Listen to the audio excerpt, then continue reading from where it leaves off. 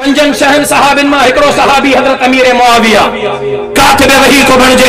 पो मुखे चमन रे त अमीर मुआविया जेकरे कातिब कुरान को बणजे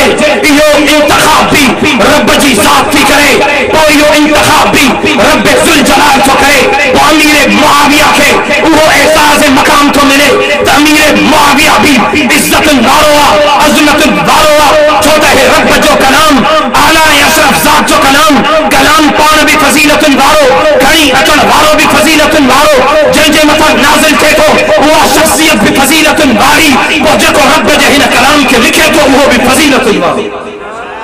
कोई मुकाबलो कंदो अमीर मुआविया जे मकाम मर्तबे सां कातिब वही बणजण जो एजाज़ तो मिले एक हजरत अमीर मुआविया जी पंहिंजी ज़ाती ख्वाहिश थोड़ी अल्लाह रब्बुल इज्जत इंतखाब फरमायो कातिब वही बणजण जो एजाज़ मिली वियो जो पंहिंजो बच्चो जॾहिं स्कूल मोकिलींदा आहियूं सुबह जो उनके उथारे तेल फुलेल करे विंजारे सिंजारे नवा कपड़ा पाराए वो स्कूल मोकिलींदासीं ऐं मदरसे कीअं मोकिलींदासीं पोइ वुज़ू भी सही न कंदो इन मेरन कपड़न में हल पुट वञ पढ़िया कायदो पढ़िया कदुरु इहो आहे न असांजी दिलि में पोइ जॾहिं असां क़ुरान जो इहो कदुरु कंदासीं त पोइ असां सां बि इहा ई हालत थींदी जॾहिं क़ुरान जो कदुरु कंदासीं त रब जी रहमत में नाज़िल थींदी जॾहिं क़ुरान जो कदुरु न कंदासीं त पोइ अल्लाह जो ग़ज़ब ऐं अज़ाब ई असांजे मथां नाज़िल थींदो वो मौली साहब ने भजन ईंदा आहिनि साईं दुआ कयो अल्लाह से रहम फरमाए अब अल्लाह जो रहम कीअं नाज़िल थिए तू रहम कर अल्लाह वारनि जे मथां त रब तुंहिंजे मथां रहम करे तोखे कहल ई नथी अचे तोखे कदुर ई नाहे हिननि जो हिन क़ुरान वारनि जो कदुर कयो खुदा जी ज़ात जो कसम रब अमा खे मोहब्बत भरी न इन्ना नहनु नज़्ज़लना ज़िक्र व इन्ना लहू लहाफ़िज़ून त हे मां रब जो कलाम आहे एको आम किताब नाहे एको आम कलाम नाहे एको शेर व शायरी जो किताब नाहे एको कहानी आखानी जो किताब नाहे इन्ना नहनु नज़्ज़लना ज़िक्र हे मां रब जो कलाम आला ए अशरफ जात जो कलाम मालिक कायनात जो कलाम खालिक कायनात जो कलाम रब जुल जलाल जो कलाम इज्जतुन वारी जात जो कलाम जेका जात इज्जतुन वारी जेका जात अजमतुन वारी जेका जात मालिक खालिक कायनात त पोइ उन जात जो कलाम भी एडो ही आला ए अरफा हूंदो उन जात जो कलाम भी एडो ही इज्जतुन अजमतुन वारो हूंदो उन जात जो है कलाम भी एडो ही बुलंद ए बाला हूंदो हिन कलाम जे मकाम जो अंदाज़ो भी पोइ उन ही जात के पतो हूंदो जे जात जो कलाम सोन जो कदुर सोन वारे के मालूम हूंदो हीरे जो कदुर उन जोहिरी के मालूम हूंदो आम मानू के हीरे जे कदर जो पतो न हूंदो हिन कलाम जे रिफ़त बुलंदी जो अंदाज़ो भी इंसान जो अकुल ए गुमान नथो करे सके हिन कलाम जे मकाम जो अंदाज़ो रब जी ज़ात के ख़बर जेका ज़ात पान भी आला उन जो कलाम भी आला त रब फरमायो इन्ना नहनु नज़्ज़लना ज़िक्र व इन्ना लहू लहाफ़िज़ून हे मां रब जो कलाम आला ए अशरफ ज़ात जो कलाम इनके नाज़िल भी मां रब कयो हिफाजत जो जिम्मो भी मां रब कयो अल्लाह रब्बुल इज्जत एडो अजीब अंदाज इख्तियार फरमायो अल्लाह रब्बुल इज्जत इन कलाम जे नुज़ूल का वठी करे इन कलाम के याद करण ताई हर एक आला ए अशरफ ज़ात जो इंतखाब फरमायो रब जो कलाम भी आला त रब इन कलाम के नाज़िल करण जे लाइ इन कलाम के हुजूर जी ज़ात अक़दस ते खणी अचण जे लाइ इंतखाब के आम फरिश्ते जो न कयो के पहिरें बे सते आसमान जे फरिश्ते जो न थियो के अर्श मुअल्ला जे चौधारी तवाफ कंदड़ फरिश्तन जो न थियो के बेन आम फरिश्तन जो न थियो बल्कि इन रब जे इन कलाम के खणी अचण जे लाइ इंतखाब भी फरिश्तन जे सरदार जो थियो नूरी मखलूक जे सरदार जो थियो इज्जतुन अजमतुन वारे फरिश्ते जिब्रील अमीन जो थियो मालूम थियो त हे कलाम भी आला ए अशरफ जात जो हे कलाम पान भी इज्जतुन वारो त कलाम के खणी अचण वारो भी इज्जतुन वारो उन जो इंतखाब भी रब पान कयो ऐं जे जात जे मथा है रब जो कलाम नाज़िल थे तो उन जो इंतखाब भी अल्लाह रब्बुल इज्जत पान तो करे हुजूर फरमायो इन्नल्लाह अख्तारनी वख्तारनी अस्हाबी अल्लाह रब्बुल इज्जत जे जात अक़दस ते हे कलाम नाज़िल कयो उहा जात भी इज्जतुन वारी आला ए फजीलतुन वारी के आम नबी ते नाज़िल न थियो के आम बनी बशर ते नाज़िल न थियो बल्कि नबीयन जे सरदार जो इंतखाब तो थे नबीयन जे इमाम जो इंतखाब तो थे सय्यदुल अंबिया जो इंतखाब तो आमिना जो दुर्रे यतीम जो इंतखाब तो थे, मदीने जो मीर जो इंतखाब तो थे, असांजे रहनुमा असांजे आका हजरत मोहम्मद मुस्तफा अहमद मुजतबा सच्चो सल्लल्लाहु अलैहि वसल्लम हुजूर जी जात जो इंतखाब तो थे। शान रिसालत नात, अज़मत मकाम मुस्तफा, अज़मत कुरान, इन्ना नहनु नज़्ज़लना ज़िक्र व इन्ना लहू लहाफ़िज़ून। कुरान वारन जी मजलिस में आया आयो, तकमील कुरान तकमील बुखारी जे हिन बाबरकत प्रोग्राम में शिरकत करण आया हो, तो पंहिंजे दिल में इन कुरान वारन जी अज़मत के भी जिंदा कयो, पंहिंजे दिल में इन कुरान वारन जो कदर भी जिंदा कयो। तव्हांखे मां इन्हनि जो कदर रब जे हिन पाक कलाम जे आयतुनि जी रोशनी में बयान करे थो ॿुधायां। कलाम आला ऐं अशरफ ज़ात जो रब जो कलाम आहे, हे कलाम मालिक ज़ुल जलाल जो, ऐं उहो कलाम पाण भी इज्जतुनि ऐं अज़मतुनि वारो आला कलाम आहे। खणी अचण वारो भी फरिश्तनि जो सरदार आहे, जंहिंजे मथां नाज़िल थिए थो उहो नबियनि जो सरदार आहे। रब हिन कलाम खे उहा फज़ीलत ॾिनी ऐं रब फरमायो इन्ना नहनु नज़्ज़लना ज़िक्र व इन्ना लहू लहाफ़िज़ून। इनखे नाज़िल भी मां कयो आहे, हिफ़ाज़त जो ज़िम्मो भी मां खयो आहे। पोइ रब इन कलाम जे इब्तिदा खां वठी करे इन कलाम जे नुज़ूल ताईं, इन कलाम जे हिफ़ाज़त ताईं हर हिकु आला ऐं अशरफ शख़्सियत जो इंतखाब कयो। कलाम अल्लाह जे हबीब ते नाज़िल थो थिए, जिब्राईल अमीन खणी थो अचे, हुज़ूर जी ज़ात अक़दस ते नाज़िल थो करे। अल्लाह जे नबी खे चए थो इक़रा बिस्मि रब्बिकल लज़ी ख़लक़, पढ़े आला ऐं अशरफ ज़ात जो कलाम आहे। अल्लाह जो हबीब कलाम पढ़ी ॿुधाए थो, ऐं हुज़ूर जा सहाबी रब जे पाक कलाम के किताबत में महफूज था कन, लिखन था, कातिबे वही था बणजन। रजबुल मुरज्जब जो महीनो जाते तोखे ऐं मूंखे मेराज जो दर्स थो रे, तोखे ऐं मूंखे मकामे मोहम्मद मुस्तफा जो पतो थो रे। इते रजबुल मुरज्जब जो महीनो तोखे मूंखे हुजूर जे सच्चे सहाबी, हुजूर जे आशिक, हुजूर जे गुलाम,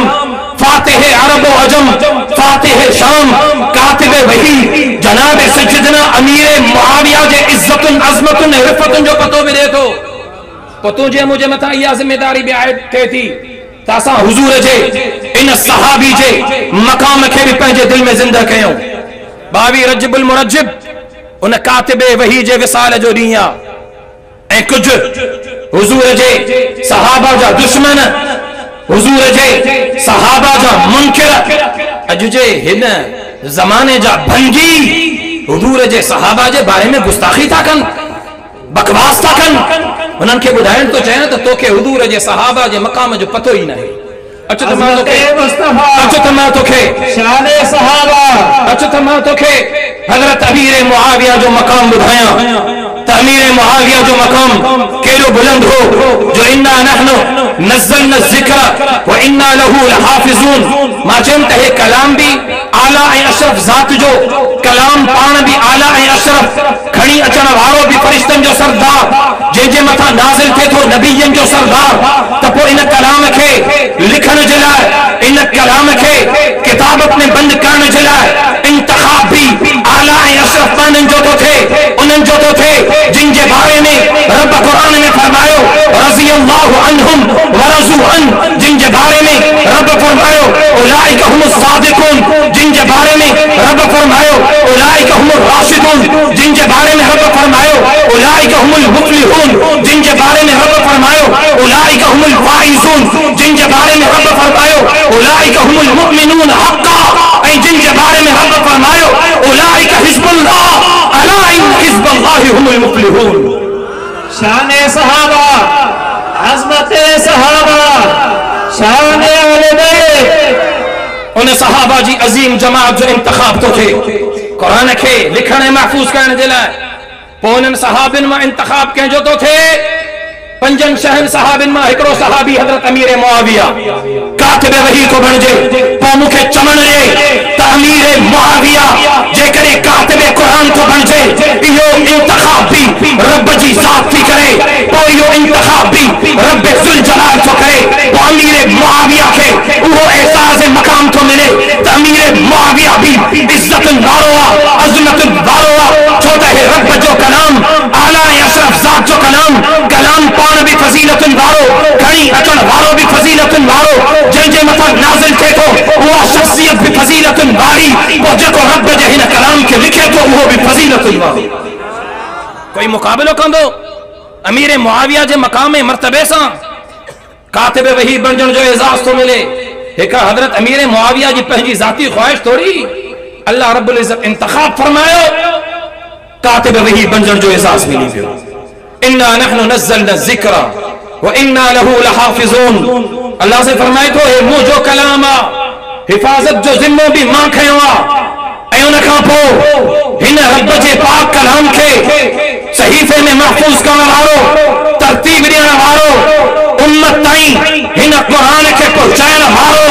जनाब सय्यदना इस्माइल ज़िन्नुरैन को बणिजे। उन जो इंतख़ाब तो थे केरु उस्मान, उहो उस्मान जंहिंजो मक़ाम एॾो बुलंद आ, ज़िन्नुरैन जो लक़ब थो मिले, जंहिंजो मक़ाम एॾो बुलंद आ जो जंहिंजे बैयत नबी पाण थो वठे ऐं रब उनजी बैयत जी ताईद थो करे। उहो उस्मान जंहिंखे अल्लाह जो नबी पंहिंजो बंधियाणी थो ॾे, उहो उस्मान जेको अल्लाह जे हबीब जे कदमनि में पंहिंजो माल भी निशावर थो करे, जान भी निशावर थो करे। उहो उस्मान जेको क़ुरान खे महफूज़ थो करे, पोइ उन उस्मान खे मक़ाम भी उहो थो मिले जो उहो उस्मान मज़लूम मदीना बणिजी करे रब जे हिन पाक कलाम ते जान जान आफ़रीन जो सुपुर्द थो करे। हर हिक शख्सियत जो जंहिंजो इंतख़ाब कयो वियो आला ऐं अशरफ शख्सियत जो इंतख़ाब कयो वियो, रुगो सहाबा ताईं न, पोइ सहाबा खां वठी करे क़यामत ताईं हिन क़ुरान मजीद जो हिफ़ाज़त जो ज़िम्मो रब खयो आहे। अॼु भी पोइ मूंखे चवण ॾे त जेके हिन मस्जिद मदरसे जे हिन मस्जिद मदरसे जे चौदीवारी में वेही करे हे जेके मासूम ॿार, हे जेके मेले कुचेरे कपड़नि में हे रब जा हे बाना हे बंदा जेके पंहिंजे सीननि में क़ुरान खे महफूज़ था कनि, पंहिंजी मर्ज़ी ते नथा कनि, इन्हनि जो इंतख़ाब बि रब थो करे। पोइ हे भी फज़ीलतुनि वारा आहिनि, छो त हे फज़ीलतुनि वारो कलाम आहे। हर हिक आला ज़ात जो इंतख़ाब तो थे, पोइ क़ुरान वारनि जी फज़ीलतुनि जो को मुक़ाबिलो करे ही नथो सघे। अज़मत क़ुरान, शान क़ुरान, अज़मत क़ुरान। अॼु जेकॾहिं को क़ुरान खे पंहिंजे सीने में महफूज़ तो करे, क़ुरान याद थो करे, क़ुरान खे पंहिंजे दिल में महफूज़ तो करे, खुदा जी ज़ात जो कसम आहे इहो भी आला अशरफ फज़ीलतुनि वारो। इन जो इंतख़ाब भी अल्लाह रब्बुल इज़्ज़त जी ज़ात पाण थी करे, तॾहिं रब जो क़ुरान खे पंहिंजे सीने में हे महफूज़ तो करे, याद तो करे। मजाल आहे ईअं त को आम माण्हू पंहिंजी मर्ज़ी जे मुताबिक़ क़ुरान खे याद करे सघे? उन जी हिम्मत ऐं जुर्रत आहे जो क़ुरान जे वज़न खे खणी सघे, छो त अल्लाह पाण तो फरमाए क़ुरान मजीद में लौ अनज़लना हाज़ल क़ुरआन अला जबलिन लरअयतहु खाशिअन मुतसद्दिअन मिन खश्यतिल्लाह। एॾो इज़्ज़तुनि वारो आहे, एॾो अज़मतुनि वारो कलाम आहे, एॾो जलाल वारो कलाम आहे, एॾो नूरानी कलाम आहे। जेकॾहिं हे कलाम पहाड़नि ते नाज़िल कया हा, इन जी हेबत जे करे, ख़शियत जे करे रेज़ा रेज़ा थी वञनि हा। अॼु जेकॾहिं मासूम बच्चे जो सीनो हिन क़ुरान खे महफूज़ तो करे, उन जी दिल हिन क़ुरान खे महफूज़ थी करे, उन जी ज़बान हिन क़ुरान जी तिलावत थी करे, त पोइ रब उन जो इंतख़ाब कयो आहे, उनखे एज़ाज़ इहो रब ॾिनो आहे जो रब जे पाक कलाम खे यादि थो करे। क़ुरान वारनि जो क़दुरु कयो, क़ुरान वारनि खे प्यार भरी मोहब्बत भरी निगाह सां ॾिसो, रब अव्हां खे मोहब्बतुनि जी निगाह सां ॾिसंदो, रब अव्हां जे मथां रहमतूं नाज़िल कंदो। हा, हिन क़ुरान वारनि जो क़दुरु कयो। असां कॾहिं हिननि जो दिल सां क़दुरु कयो ई न आहे। हिकिड़ी बेकार मख़लूक सम्झी करे असां हिननि खे छॾे ॾींदा आहियूं। क़ुरान जो क़दुरु इहो आहे असां वटि जो पंहिंजो बच्चो जॾहिं स्कूल मोकिलींदा आहियूं, सुबुह जो हुनखे उथारे तेल फुलेल करे विंजारे सिंजारे नवां कपिड़ा पाराए पोइ स्कूल मोकिलींदासीं। ऐं मदरसे कीअं मोकिलींदासीं? पोइ वुज़ू बि सही न कंदो, इन मेरनि कपिड़नि में हल पुट वञ पढ़ी आहे, क़ाइदो पढ़ी आहे। क़दुरु इहो आहे न असांजी दिलि में। पोइ जॾहिं असां क़ुरान जो इहो क़दुरु कंदासीं त पोइ असां सां बि इहा ई हालत थींदी। जॾहिं क़ुरान जो क़दुरु कंदासीं त रब जी रहमत में नाज़िल थींदी। जॾहिं क़ुरान जो क़दुरु न कंदासीं त पोइ अल्लाह जो ग़ज़ब ऐं अज़ाब ई असांजे मथां नाज़िल थींदो। पोइ मौली साहब ॾे भॼन ईंदा आहिनि, साईं दुआ कयो, साईं दुआ कयो, अल्लाह से रहम फरमाए। अब अल्लाह जो रहम कीअं नाज़िल थिए? तूं रहम कर अल्लाह वारनि जे मथां त रब तुंहिंजे मथां रहम करे। तोखे कहल ई नथी अचे, तोखे क़दुरु ई न आहे हिननि जो। हिन कुरान वारनि जो क़दुर कयो ख़ुदा जी ज़ात जो कसम रब अमा के मोहब्बत भरी निगाह सां ॾिसंदो इन्ना नहनु नज़्ज़लना ज़िक्र व इन्ना लहू लहाफ़िज़ून पोइ जेकॾहिं को ॿार को इंसान पंहिंजे दिल में रब जे पाक कलाम के महफूज़ तो करे एज़ाज़ उनखे इहो अल्लाह रब्बुल इज़्ज़त पाण अता थो करे इहो एज़ाज़ उनखे असां को अजुर ऐं बदिलो नथा ॾेई सघूं हिते दिस्तार कराई आलिमनि कराई बुज़ुर्गनि कराई उस्तादनि कराई मदरसे वारनि कराई हिननि जो जेतिरो वसो हिननि एज़ाज़ इनाम ॾिनो इन्हनि जो असुल एज़ाज़ इनाम रब पाण इन्हनि खे ॾींदो ऐं उहो एज़ाज़ कहिड़ो थो मिले उहो एज़ाज़ इहो थो मिले त इहो क़ुरान जो हाफ़िज़ क़यामत जे ॾींहुं पाण बि जन्नत वेंदो पाण सां गॾु घर जे 10 ॼणनि खे बि जन्नत वठी ॾींदो क़ुरान खे यादि करण जी बरकत जे करे एज़ाज़ एॾो वॾो इनाम थो मिले इन खां वॾो ॿियो कोई इनाम थी सघे थो उन जे करे जो वाइदो कयो इंशा अल्लाह असां हिन क़ुरान वारनि जो क़दुरु कंदासीं हिन क़ुरान वारनि जी ख़िदमत कंदासीं हिन क़ुरान वारनि जो एहसास कंदासीं पाण बि क़ुरान पढ़ंदासीं पंहिंजे बच्चनि खे बि क़ुरान पढ़ाईंदासीं पोइ जॾहिं असांजे घरनि में हिन रब जे पाक कलाम जी तिलावत थींदी असांजे घरनि में रब जे पाक कलाम जूं सदाऊं बुलंद थींदियूं त पोइ असांखे हिदायत बि मिलंदी पोइ रब जी रहमत बि नाज़िल थींदी पोइ रब राज़ी बि थींदो परेशानियूं तकलीफ़ूं बि दूर थी वेंदियूं पोइ हिते बि कामयाब थी वेंदासीं त उते बि कामयाब थी वेंदासीं ॿियो को अमल कोन्हे शायदि इहो अमल असांजी निजात जे लाइ रब जी बारगाह में काफ़ी बणिजी वञे जो असां क़ुरान वारनि जी ख़िदमत कयूं हिन जी ख़िदमत कयो मासूमनि जी ख़िदमत कयो ख़ुदा जो कसम आहे मासूम आहिनि यतीम आहिनि ग़रीब आहिनि ग़रीबनि जे मथां कहल खाईंदा कयो अल्लाह जे नबी खे यतीमनि ते एॾी कहल ईंदी हुई एॾो प्यार ऐं रहम ईंदो हो जो ईद जो ॾिहाड़ो मदीने जो मीर घर खां ॿाहिरि थो निकिरे ॿाहिरि घिटी में ॾिसे थो हिकिड़ो ॿार रोए पियो मदीने जो मीर पुछा थो करे छो थो रोई चई अब्बो कोन्हे रोए इन जे करे थो अब्बो हुजे हा त मूंखे बि तयारु करे ईदगाह वठी वञे हा मदीने जो मीर हुन ॿार खे घर वठी थो अचे अम्मा आयशा खे चए थो आयशा हिन खे बि जा हिन खे छोजरो कर हिन खे नवां कपिड़ा पाड़ा हिन खे अतुर हण हिन जी ख़िदमत कर ऐं जॾहिं उहो ॿार तयारु थो थिए मदीने जो मीर उनखे आमुर सां ॿाहिरि नथो वठी अचे बल्कि मदीने जो मीर उन यतीम खे उन ग़रीब खे पंहिंजे बिबुकत वारनि कुल्हनि ते विहारे करे ईदगाह वठी थो अचे पैगाम थो ॾे क़यामत ताईं अचण वारनि इंसाननि खे त इंसानो ग़रीबनि जे मथां कहर खाओ हिननि ग़रीबनि जी ख़िदमत कयो रब अव्हां जे मथां पंहिंजी रहमत ऐं बरकतुनि वारी निगाह नाज़िल कंदो अव्हां इन्हनि जे मथां रहम खाओ रब अव्हां जे मथां रहम कयो उन जे करे मस्जिदनि मदरसनि जी जेतिरी ख़िदमत करे सघो ओतिरी ख़िदमत कयो जेतिरी इन्हनि जी ख़िदमत करे सघो था ओतिरी ख़िदमत कयो असां मानी बि उहा ॾींदा आहियूं जेकी बची पवंदी आहे मदरसे में मानी उहा ॾींदा आहियूं जेकी घर में पाण न खाईंदा त इहा मदरसे में मोकिले छॾियो पाण न खाईंदो उहा मदरसे में तालिबनि जे लाइ मोकिलींदो इहो ख़ुदा जो कसम आहे गुनाह था खणो इन खां भलो इहा मानी न ॾींदा कयो पंहिंजो अजुर ज़ाया था कयो उहा मानी ॾियो जेका पाण खाओ हुज़ूर फरमायो ग़रीब खे उहो ॾियो जेको पंहिंजे लाइ पसंदि कयो हे त नबीअ जे महिमाननि खे था ॾियो हे के आम ग़रीब खे नथा ॾियो नबीअ जे महिमाननि खे क़ुरान वारनि खे ऐं क़ुरान वारनि खे ॾियूं कहिड़ो था 5 रुपया मदरसे में चंदो ॾींदा उहे असां जुतराईंदा सॼी ज़िंदगी 5 रुपया ॾिना हुआसीं असां उहो मौली साहिब वीचारो ॾिसी करे वरी चवंदो साईं हे मस्जिद मदरसे जी जेतिरी ख़िदमत करे सघियो पंहिंजे वस खां वधीक ओतिरी ख़िदमत कयो रब राज़ी थींदो क़ुरान वारनि जी ख़िदमत कयो रब राज़ी थींदो अल्लाह रब्बुल इज़्ज़त खां दुआ आहे त अल्लाह ताला असांखे क़ुरान वारनि जो क़दुरु नसीब फरमाए अल्लाह रब्बुल इज़्ज़त असांखे मक़ाम क़ुरान खे सम्झण जी तौफ़ीक़ अता फरमाए अल्लाह रब्बुल इज़्ज़त हिननि दीनी इदारनि मदरसनि जी ख़िदमत करण जी तौफ़ीक़ अता फरमाए ख़ुदा जी ज़ात जो कसम हे मदरसा हे दीनी इदारा हे जेके हिन चौधी वारी में बंद हे नड़ा इदारा आहिनि हे इदारो हिन पूरे इलाइक़े जे मथां रब जी रहमतुनि ऐं बरकतुनि जे वॾे फुड़े मींहं जो बारिश हिन जे करे पूरे इलाइक़े जे मथां रब जी रहमत नाज़िल थी थिए तव्हांखे क़दुरु ऐं अंदाज़ो ई न आहे